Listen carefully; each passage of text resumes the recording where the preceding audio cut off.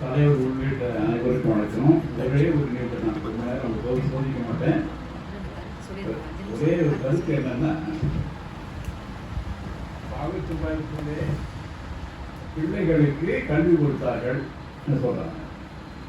யார் அந்த பிள்ளைகள்? அந்த குழந்தைங்க யாரு? அவருக்கு கல்வி கொடுக்க வேண்டிய தேவை என்ன? இதுதான் அவரோட பின்புறங்க.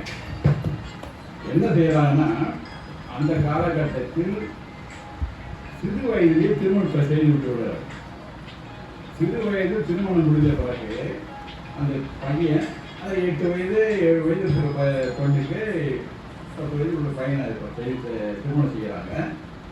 அந்த பையன் அந்த மாதிரி பிள்ளைகள் வந்து ஆண் பிள்ளைகள் இறந்து போகிறார்கள். இறந்து போகிற காலகட்டத்தில் அந்த பெண் சிறு வயதிலே விதவையாகிறார். அந்த சிறு குழந்தை சிறு வயதிலே விதவையாகிறார்.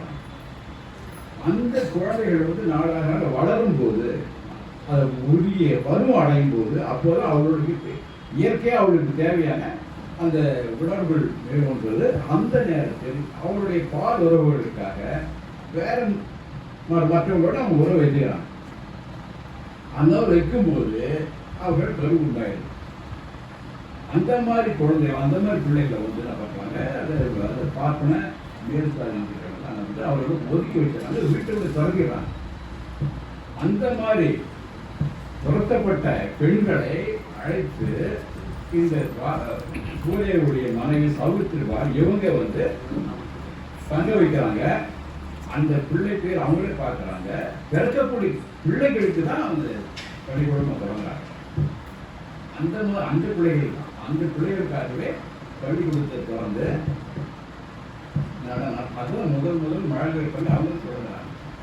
அந்த பள்ளிக்கூடத்துக்கு போகும்போது தான் சொன்னாங்க மாற்று உரை ஒன்று எழுதுறோம். போகும்போது அது தெருவெல்லாம் இருந்து போகும்போது தெருவில் இருக்க எல்லா பார்ட்னர்களும் சாணி கரைச்சி அந்த ஊற்றுவாங்க, சேர்த்து ஊற்றுவாங்க.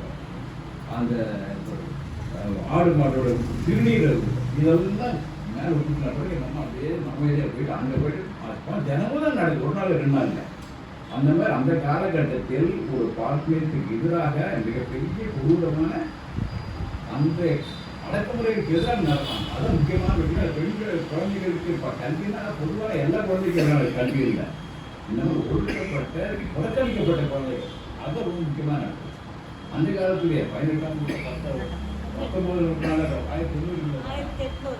19 நூற்றாண்டே அந்த அளவுக்கு சமூக கொடுமைக்கு எதிராக அவர்கள் போராடினார்கள். அதுதான் ரொம்ப முக்கியம்.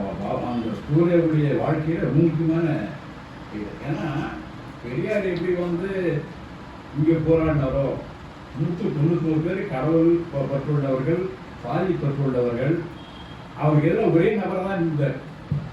எல்லாம் பிடித்த ஒரு கருத்தை கடவுளுக்கு எதிராக, சாதிக்கு எதிராக, ஊழலுக்கு எதிராக இவர் இன்னும் போராடினா இவருக்கு முன்னாடி அவங்க அதை போராடிட்டாங்க. அந்த கருத்தை தான் அவங்க சொல்லியிருக்காங்க. நன்றி. அடுத்ததாக நன்றி உரை.